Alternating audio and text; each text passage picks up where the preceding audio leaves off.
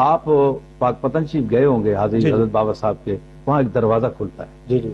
تو بعض لوگوں کا اب جنتی دروازہ اس کو کہتے ہیں، جو فرید کے اس دروازے سے داخل ہو گیا وہ امن میں آ گیا، تو کیا وہ جنتی ہوگا؟ رسول اللہ صلی اللہ علیہ وسلم کے سارے دروازے ہیں حرم شریف کے، وہاں کوئی دروازہ جنتی نہیں ہے، تو یہ تم نے ایک اپنے بزرگ کا جنتی دروازہ بنا لیا، کیا یہاں سے جو گزر جائے بس جنتی ہے، جو مرضی کرے؟ تو یہ کیا فلسفہ ہے؟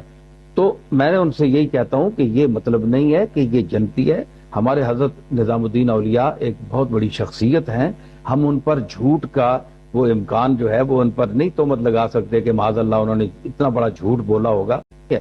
تو اتنا بڑا شخص کہہ رہا ہے کہ میں نے رسول اللہ کو کی زیارت کی، بابا فرید کے اس دروازے پر کھڑے تھے اور وہ فرمایا کہ من دخل هذه الباب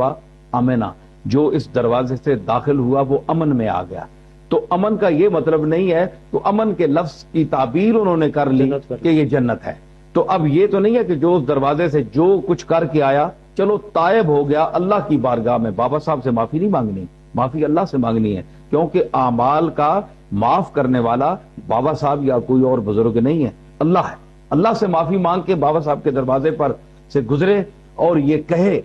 کہ میں آج سے بابا فرید کا طرز عمل اختیار کر رہا ہوں، یا میرے مالک مجھے معافی دے اور میں اس دروازے سے گزر رہا ہوں اور وعدہ کرتا ہوں، بس اللہ اس کو جنتی بنا دے، وہ ٹھیک ہے۔ اقرار کی میں ان سے یہ کہتا ہوں کہ اب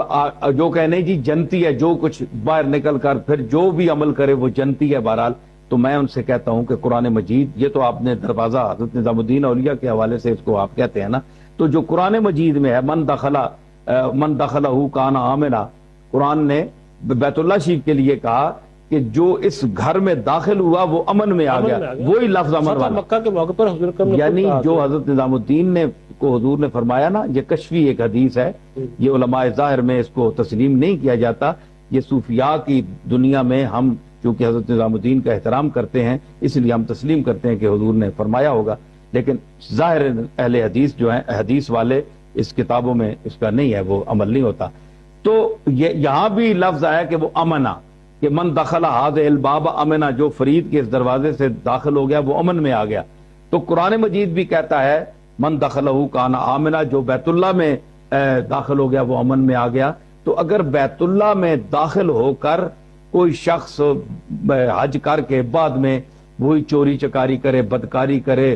فسق و فجور کرے، دنیا کا ہر برائی کرے، تو کیا وہ جنتی ہوگا؟ کوئی عالم فتویٰ نہیں دے گا کہ وہ جنتی ہے، حالانکہ بیت اللہ میں چلا گیا اور قرآن نے کہا کہ وہ امن میں آ گیا، اس کے باوجود وہ جنتی نہیں ہے کیونکہ اس کا عمل غلط ہے۔ تو اگر بیت اللہ میں جا کر کردار ٹھیک نہ کرنے کی صورت میں جنتی نہیں ہو سکتا، تو بابا صاحب کے دروازے سے گزرنے سے جنتی کس طرح ہو سکتا ہے انسان، جب تک بابا صاحب کے کردار کو نہ اپنائے۔